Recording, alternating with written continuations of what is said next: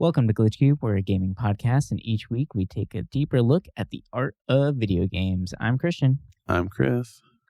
And this week we are on episode 26. That's crazy.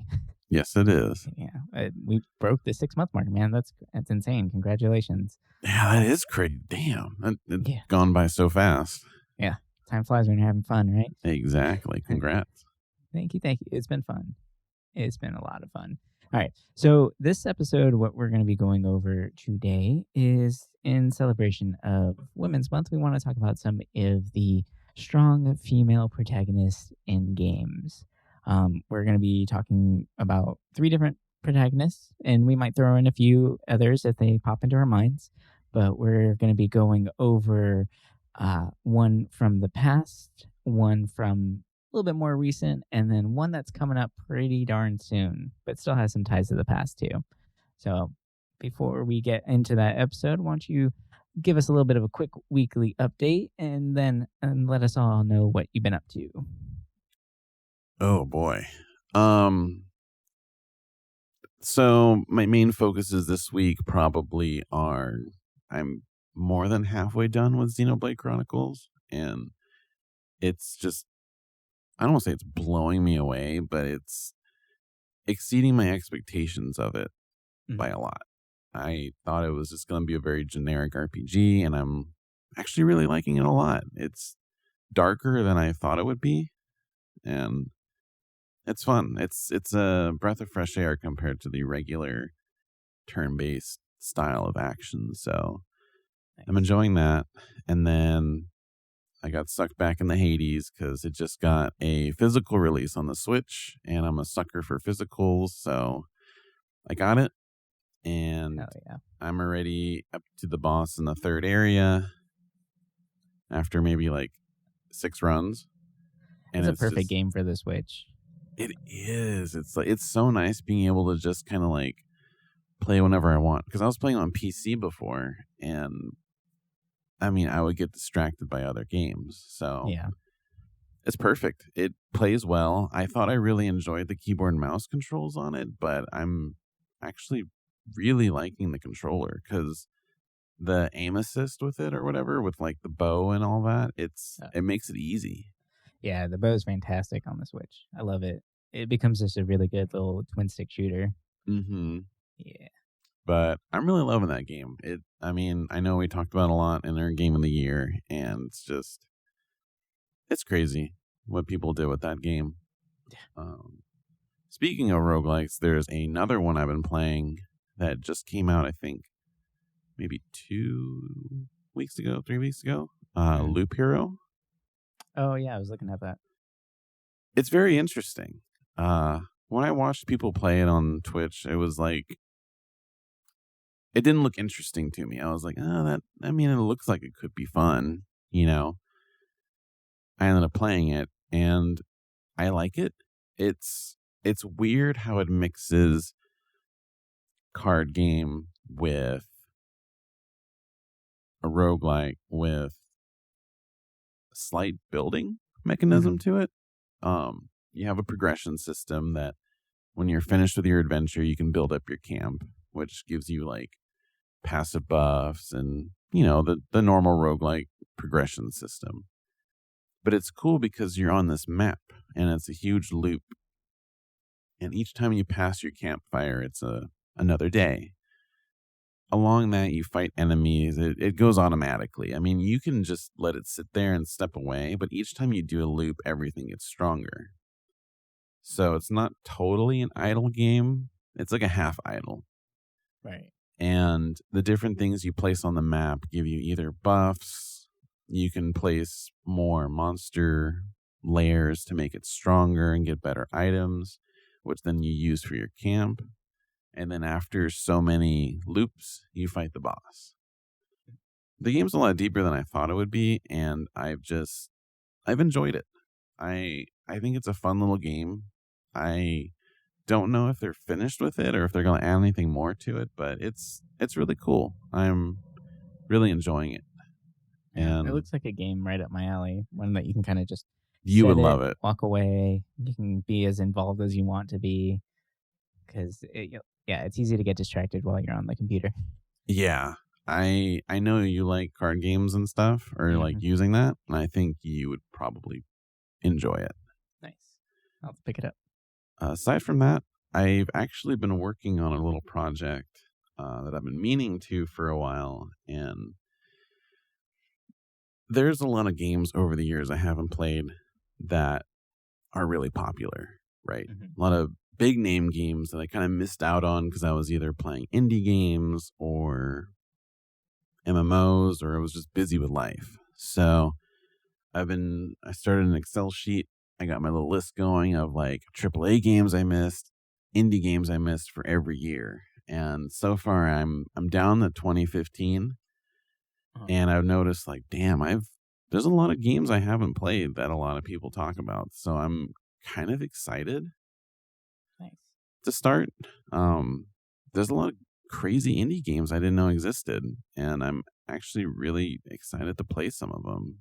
And I'll definitely mention them in the show and like social media and all that, because I think some of these could definitely use some more exposure because they look really really cool.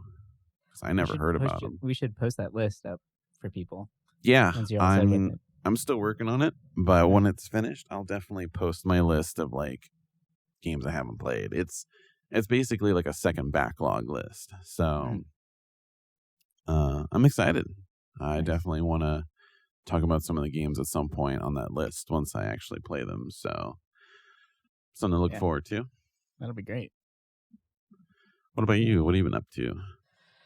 Uh, really, I mean, as far as playing games, I've been playing very simple games, going back to, like you mentioned, games with card-based mechanics because I just love it. It makes sense to me for some reason. But really, my main focus for the last couple weeks have been how to grow this channel, how to grow us and market us better, and merchandise, Mm, merchandise. Just trying to get it all set up and ready to go so that we can actually have something for you guys. Build up that Patreon, allow you guys to, show your love and represent out there in the real world and whatnot. So that's kind of where my brain's been, is just really how to, like, we've been having a lot of fun. We've been going steady for 6 months now, and I just want to make it even more professional. So just trying to up our game on every single level when it comes to editing, when it comes to like just how we market, what sources we market on, and everything like that. So that's kind of where my mind's been at. But that takes a lot of work. yeah, yeah, it sure does. But I mean, it's fun work, right? Yeah. And it's fulfilling. So you feel good doing it, and I really love doing this, and I really enjoy it. So it's just been fun, and trying to research this stuff and figure it all out. But really, that's my big update is just furthering my studying and just like keeping going and trying to just continue growing. So I think that's important for everybody. Got to Oh grow that yeah. mental attitude. No, I like that. I've been trying to come up with different things like for story and all that, and Mhm. trying to come up with characters because I want to expand the universe of Glitch Cube and the CubeVerse and all that. And I think if we, make a little story for everybody out there that is more interested in like, a sci-fi story or space, Yeah, I think it'd be a lot of fun. yeah, And I definitely think at some point, like once the characters are made and they have a style, like on Patreon, if y'all really enjoy the story, you can go on there and we can possibly give out stickers or uh, hmm, pins of the characters, shirts, anything like that. Even if we make a design, I might even mint like NFTs for it if anyone's into that, uh, for the nice. collectors out there. And yeah, I'm really excited with where this channel's going. I feel like there's so many ideas though. It's like it's easy to get lost. Yeah, yeah, it is. That's for sure. All right, so going into this episode, the first person that I feel that we should talk about, I think it's really crucial, is Samus, right? Hmm. Everybody loves those Metroid games. Metroid is huge. It's even spawned its own genre of games itself, Metrovanias. If you haven't heard of them, I don't know where you've been, Yeah. honestly, because they're everywhere, and it's almost every single indie title is following some sort of Metrovania formula because it just makes sense. It's Oh yeah. fun. It's fun to explore these things, but the first one to really do it and to do it right is the Metroid series, and they have some very interesting, like they have really deep and like creepy and just strong themes hidden behind kind of really simple mechanics when you really look at it. And I feel like those games have inspired so many games going forward from just, I mean, almost any indie game that you look at to even games like Dead Space, right? Like I can see a direct connection between those two games completely. It's just Metroid with more gore and first person, right? Hmm. I just really, really cool stuff. But I'm curious of what your take on Metroid is. Have you played them? Do you like them? How do you feel about Samus and the Metroid series? The Metroid series is one I've always wanted to dive more into. Uh, my experience with it is Super Metroid. Mhm. I remember being in a Toys R Us, and they had a little like kiosk, right? And I remember Super Metroid was on there because I don't think it had just come out, but it was still new at the time. And I was playing it, and this Toys R Us would usually get a Nintendo rep here and there, and I don't know. Sometimes I was the lucky kid that was able to talk to them because I thought I was talking to actual Nintendo. And there was always this woman that would come by as the rep, and she saw me playing it, and she's like, "What do you think of this game?" And I'm like, "It's really cool. Like it's fun." And I mean, she kind of spoiled it. She was like, "Oh yeah, I love it because it feels like it's a good, strong female lead." And at the time I was young, I didn't understand. I was like, Hmm. "That's cool." Like it didn't dawn on me. Um, but it made me. It's like a memory that's always there. Uh, for me with Metroid and stuff because it's like Right. that's for some reason that's a very like prominent memory I have as a kid. Huh. But the game itself, like I really like them. I've only played, I think I'm near the end actually of Super Metroid. I haven't played in a while, but I had it saved on the Nintendo Switch Online Uh-huh. that's on there, and I really like it. It's after playing so many Metroidvanias like throughout the years, it's interesting going back to kind of where it all began. Right. I can definitely see that Metroidvanias take more from Castlevania than Metroid sometimes, but I mean, ultimately they do feel kind of like the same game. So it it's interesting, and I can see the correlation you say with like Dead Space, like Aliens, anything like that. Like it Hmm. has that space kind of horror aspect without actually being spooky. Right. I mean, it is kind of scary when you see like the enemies and all that. Like some of them are kind of weird, but they're definitely interesting games. And I've been really, really wanting to play the GameCube Metroids because I always remember seeing those games. They always looked super cool to me. I just thought they were kind of weird that they were first person, but Mm. I don't know. Like those games just looked amazing to me. Yeah.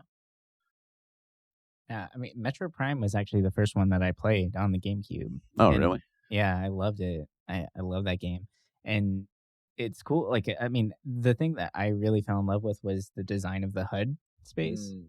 where you have everything on there, and you totally feel like you're wearing the visor, the helmet, and it kind of gave it away to me, as far as like Samus being a woman character, because in the original games you don't find that out until the very very end, that this Hmm. entire time you've been playing a woman, which is great because she's a total badass throughout the entire entire game.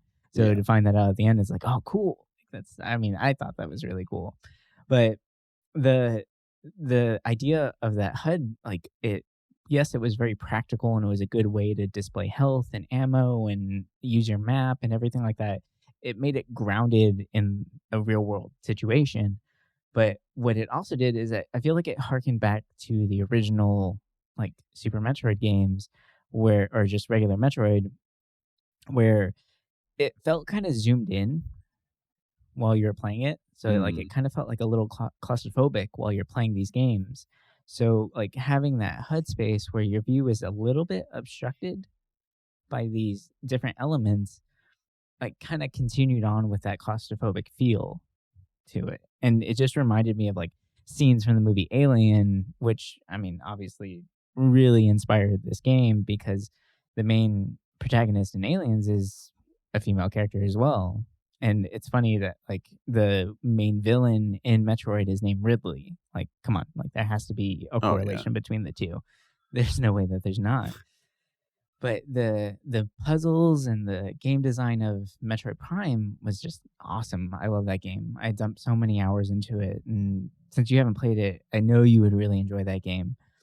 Like they did it right, that's for sure. Even like the little like spider ball puzzles rolling around through the tubes and everything. Like it's such a weird mechanic. Like thinking about someone actually collapsing themselves down to such a small surface area, but it just works. It's one of those like things that us gamers love to do where we just turn our brain off and accept these weird little mechanics, but it works and it's really, really cool. And yeah, it's just great. And then being able to play her on like Smash Brothers and everything like that. Like I think that's where Samus really shined for me, was just coming out as like just a pure juggernaut of being able to like whip somebody and throw missiles and then do a supercharged blast and hit them off screen. Like she just felt strong throughout the entire game, and I loved it. I think they just did a fantastic job with that character. And like after we talked about even just starting this episode, I really want to go back and play those original games again, because like, after all the research, I just keep remembering these little tiny details. I'm like, oh my gosh, like I can't believe I don't play these games more often, because they just, I mean, they sound really interesting still to this day. They're still fun, even though they're like, how old is Metroid now? Like, my God, it was before the 90s, I think, because I think the first Metroid came out like 89, maybe so 91. Like 30 years now. That's wild. Right. It's celebrating the 30th year this year, isn't it? I think you're right, because I remember seeing them in the list. So it's crazy that game is still relevant, still exciting. The original one is still like challenging. So that just really speaks to good design and just good creation, and having a good lead character is essential for that. And Samus just takes that all the way through. In every single iteration that she's in, she is just a strong like bounty hunter, just out to just get the job done. And it's just fantastic playing her. I bet you, because I know they announced that they were going to make a new Metroid title soon, and I bet that because they're releasing a new Switch that's capable of 4K and all that, watch Metroid be one of the big titles for it. That'd be so cool to see like Space and Ridley and all that in 4K. Ugh. It would be like the perfect game for that. I mean, the Switch right now, like they can make it look good. I mean, it would probably end up looking a lot like Metroid Prime. Yeah. But what if they just went a step above that? You know, I think just went like Doom. Yeah, like something like totally crazy. I mean, still keep that style, but it could be beautiful, you know? Yeah. I mean, it really is just Doom with more puzzles. That's Metroid. So that would be so cool to actually see like a little bit Nintendo go a little bit more gritty with it, and just like add to that spook factor, just make it really, really like a creepy game with good, strong puzzles and all the fun little toys and gadgets that she plays with, like the missiles and the grappling hooks and the little spider ball and the drop bombs, and just all that cool stuff. That would be kind of interesting. I'd like it. Yeah, I'd play the hell out of that. Hey everybody, just jumping in real quick. Just want to say, first of all, thank you for continuing listening, and obviously you're enjoying it because you've reached the middle of our episode. But before we continue on, we just wanted to remind you all that if you are truly enjoying what you're hearing and you want to learn some more about us, You can find us on social medias, and we have links in our description. And you can find me and all the drawings that I'm doing on Instagram at Kieran, and that's Keuran. What about you, Chris? You can find me at Sloppy Cube on Instagram. That's Sloppy and Cube at the end of it. I do all retro games or just games in general, so if that's your thing, check me out. You can also message me about ideas and anything, because I love talking. Yep. We both really enjoy talking, obviously, because we are recording a podcast. So if you want to join in the conversation, please reach out to us on the Discord, and let's get right back into this episode.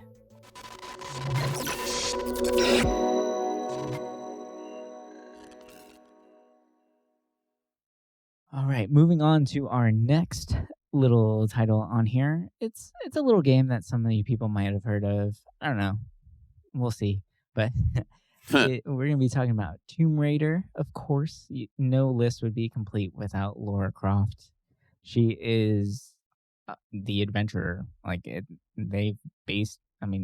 Without Lara Croft, we wouldn't have Uncharted. And I think Tomb Raider is the better version of Uncharted all the way through and through for me. And for me, what's been really interesting about those titles is seeing the evolution of that character throughout the years. Oh, yeah.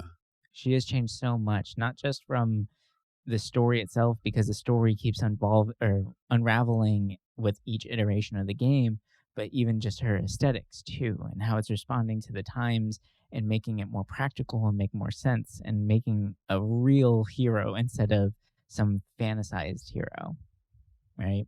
Mm-hmm. Did you play these games when you were younger? I played the first Tomb Raider. I never beat it.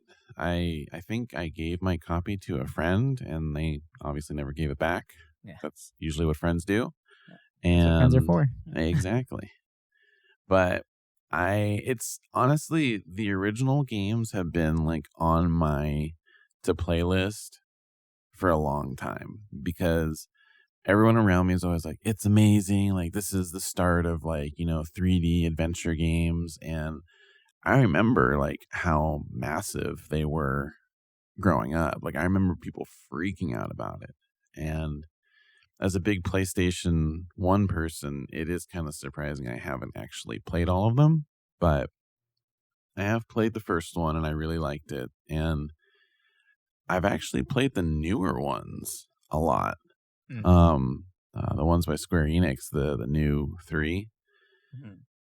They're really cool. I like them. I feel like, yeah, they are a little different from the originals. It's less.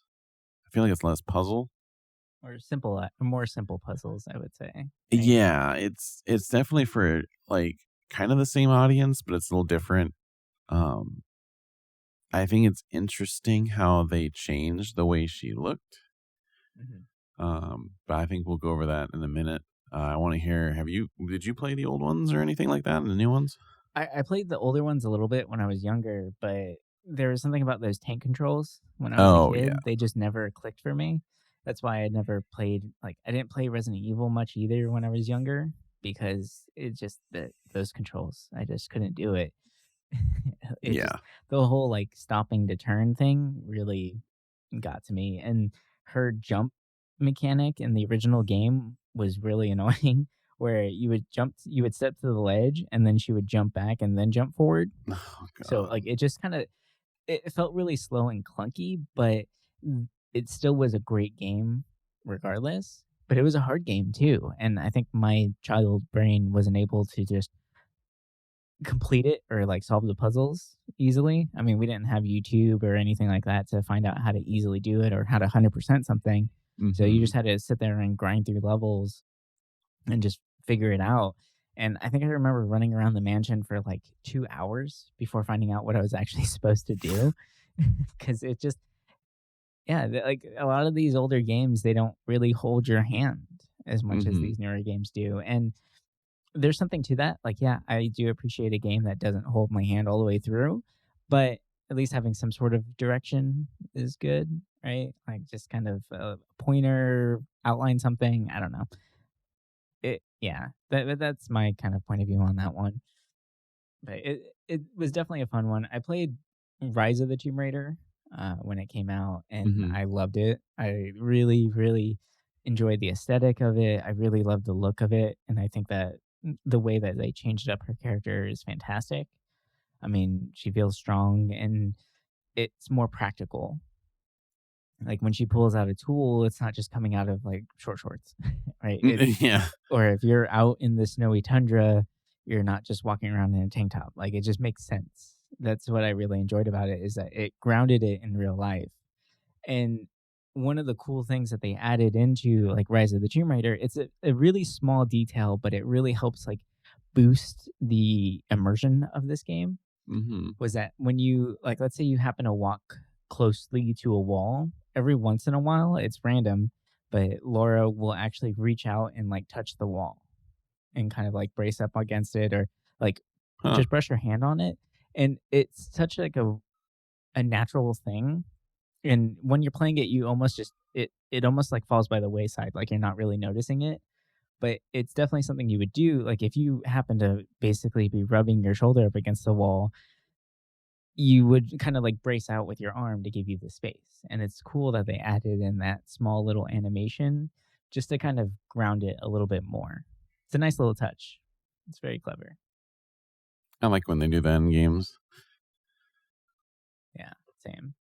And what's cool is I actually listened to an interview on one of the designers of the original Tomb Raider, and she was actually the original voice of Tomb Raider too. So she was a lead level designer and ended up being the voice of it of her Huh. by accident, actually. And apparently, Laura Croft's original name was Laura Cruz, and Mm.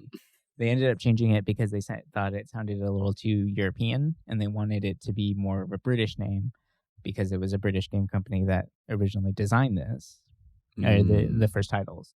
So that's why they went for Croft instead. But she had mentioned something really interesting as far as the look and the aesthetics of Laura, since she was a female designer and was a part of that game. They, because everyone talks about the way she looks, right? In the original Yep. games, it's kind of hard to not talk about that because it was a little ridiculous. I mean, short shorts and just kind of inappropriate looking for an adventurer in a lot of people's opinions. Yeah. But apparently the designers and even her, she mentioned that they were designing someone that was athletic and strong and kind of based on that time period, and which makes total sense whenever you look at the character. And she she was a little upset apparently with the marketing side of the company because what they did is they took this design of a strong character and then hypersexualized it. And that's where a lot of the memes and the jokes about this character Laura came from, was because of how marketing spun it and made her look to the masses. Hmm. So I like the fact that the game companies have kind of, even though it's a different studio, but the fact that they've taken it back and then just reinforce the idea of designing a strong woman character, and it shows in the new games. And it just, yeah, it makes sense that they would do that and really pay homage to the original intent of the character instead of going with what she ended up becoming. Right. Yeah, that's it's crazy how, you know, the marketing can really like, you know, almost destroy like the creativeness from the designers sometimes, like creating a totally different image than what they wanted. Yeah, I'd be curious to see what other games ended up getting affected like that as well from the marketing team. Like how much intent was changed based on that, and then they had to adapt to that new image that's being portrayed in the like later titles. I bet you it happened a lot back then, especially like mid late 90s, early 2000s. I bet it happened a lot. I feel like even Devil May Cry fell into that because the first one wasn't like as crazy as the later titles. Oh yeah. But then like some of the art that would be showcased in the commercials was a little bit more risque, and then now we have like emo punk Dante with like sleeping with angels. It's like, okay, that's a little ridiculous. Yeah, I was trying to make him edgy. Yeah. But I mean, I think that has to do with that's the image that's been created for that character now. That's how the audience sees him. So then they adapt and change based on that for their future titles. So, Yeah. I mean, I'm sure it happens a lot more than we think. All right. So finally, I want to talk about Zelda. Now, we're all familiar with Zelda. And of course, the main character of these games is actually Link, a male protagonist. He No, is that's andro- Zelda.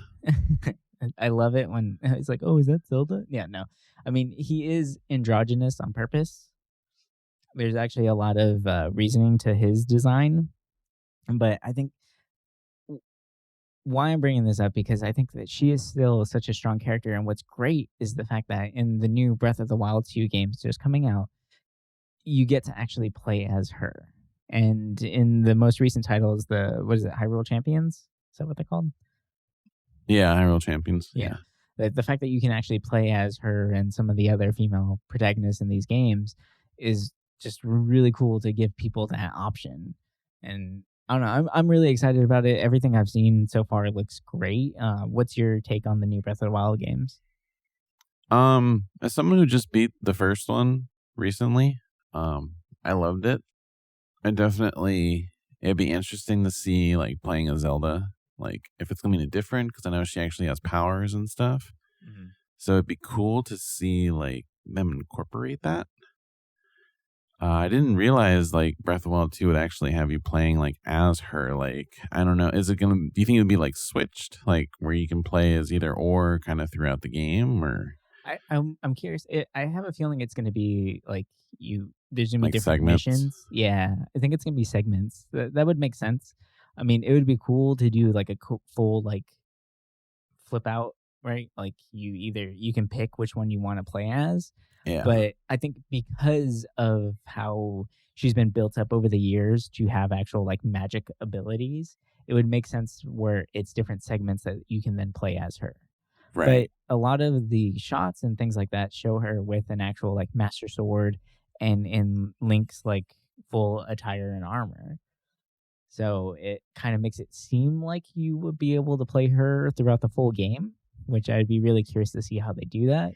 Um, Maybe it's even one of those things where halfway through the game, Link ends up going back to sleep or something like that, and then you take over as Zelda for the rest of it and you finish the title out, right? That could be really cool too. And that would kind of make sense since he is like the hero of time and he keeps like getting put into basically hyperbolic states to then save the world in the future. And every time he's asleep, there's something big and crazy that goes on that like Zelda ends up like saving everybody by stealing away Ganon somehow. So it'd be cool to see that where like maybe Link gets, you know, frozen or thrown back in time, and then now it's up to Zelda to kind of seal him away, even if it's like a temporary seal until Link comes back at the end or something like that. So, That would be really cool. Hearing you talk about the Hyrule Warriors, I'm like, kind of want to play it. Like it's been on a list. Like I have the original, but they seem fun. Like I always like those kind of games, and it would be cool to play as like Zelda in it or the other one. I think Midna's in it from like Twilight Princess. At least, oh yeah, at least in the first Hyrule Warriors, I don't think they put in Calamity because that'd be kind of weird. But, yeah, I feel like there's so much that can be done in like that whole world of the Legend of Zelda that they could do more. You know, because most of these games aren't totally connected. So it'd be interesting if they either released more that were connected. I don't know. I'm still hoping one day like we get another Zelda game as dark as like Majora's Mask, and it'd be cool to take a lot of the systems from Breath of the Wild and incorporate it like in the older themes of the games. Because Breath of the Wild is really cool. Like I really, really enjoyed it, but it did feel like a very big departure from the older ones in many good ways and maybe a couple not so great ways, but I'm excited for you to play a Zelda. I mean, I think the only other time you could play a Zelda in a game was the CDI games, which we don't really want to talk about those, but I don't even think I yeah. know those ones. Oh God, you should check them out sometime. It's where a lot of those like really terrible like Zelda memes come from. CDI games. Okay. Yeah, I'll have to check those out. Seems crazy. Yeah, you'll be in for a treat. Yeah. Actually, there's one thing I wanted to kind of touch on too is the fact that Link's character, specifically in Breath of the Wild, was designed to be very androgynous in a sense. I mentioned that a little bit earlier, but there's a book on the Legend of Zelda. It's I think it's called The Psychology of Zelda, Mm-hmm. where they have an entire chapter on his kind of like androgyny, and it's definitely a topic that we've been wanting to kind of touch on a little bit more of like the idea of the faceless hero. Yeah. But there's that whole series of it where you actually cross dress as Link in order to get into what is it, like Gerudo Valley, or not Gerudo Mm-hmm. Valley, the oasis there. Yeah. And it's kind of funny that they did that, and his design was very purposeful. Where if you even if you were a female or player, you can then impose yourself onto that character and really make the story about you. And it's cool how they kind of made it where like you get to portray a strong woman in a town of like other strong women, which is really interesting. It did like a really nice little like gender flop there, which is really well done. So I think that was kind of like the precursor to the idea of being able to actually play as Zelda and to see Hmm. how people kind of like felt about that and to kind of just expand on it further. Because I noticed that Nintendo really likes doing those kind of things where they just kind of, in one title, they'll kind of like slowly like start teasing something out a little bit to see if it gets any sort of reaction Yeah. and then go from there if it's positive, right? If it's negative, then they just stop doing it completely and then you'll just never see it again. But if there's either no reaction or if it's a positive one, then they definitely run with it. Yeah, I always find it interesting because I feel like they always want to try something new, especially with the Zelda games. Especially, it's you can see like they take a lot of things from older games and just try something new, like very slowly. They introduce something, and it's cool, like the whole like Gerudos and all of that. I always found it fascinating, even back in Ocarina of Time. Yeah. A whole village full of women, and seeing how in Breath of the Wild they're portrayed as more muscular, stronger. It's interesting Yeah. looking back, comparing the two. It's well done, that's for sure. I love the fact that like the men there are just these brutes, just these giant balls. Like it's just rock monsters. They're nothing. Hmm. So it's funny to see that where they portray the idea of like strength can be beautiful too. So Yep, yeah, it's really really clever. Good job, Nintendo. Kudos. definitely not something you see in games too often, which is cool. No, it's a shame. That's for sure. So, do you have any honorable mentions or other games that have really strong female protagonists that you just want to kind of give a little shout out, a little plug, real quick? To me, I think the one game with a female lead that actually like hit me the hardest was Celeste. Mm, yeah, Uh I mean, it's about mental illness. It's a pretty wild ride. It's deep. And you kind of start off as this character who's just, broken, and seeing your character kind of climb through that and get through it. I don't know, it's an experience. It's yeah, you see this person, this woman become more strong hmm mentally, everything, like getting through like their own demons, their own fight. It's crazy. Like that was one of the few games recently that actually kind of made me sad. Like I don't really feel emotions from games too often, but that game like actually hit me. yeah, And I think it's a very strong role, very good lead. Um as for other games, I mean, a lot of indie games have been focusing on female leads, which is interesting. Uh, but it's I'm happy with the shift that we're seeing. That women in games are becoming more normal, Right. whereas a decade or two ago they were just hypersexualized. And I mean, it still exists. It's still a thing that you see, and it's you would think like, oh, maybe it's like a cultural difference, but it's not, because it's really all they all have different views on it, and it's just Mhm.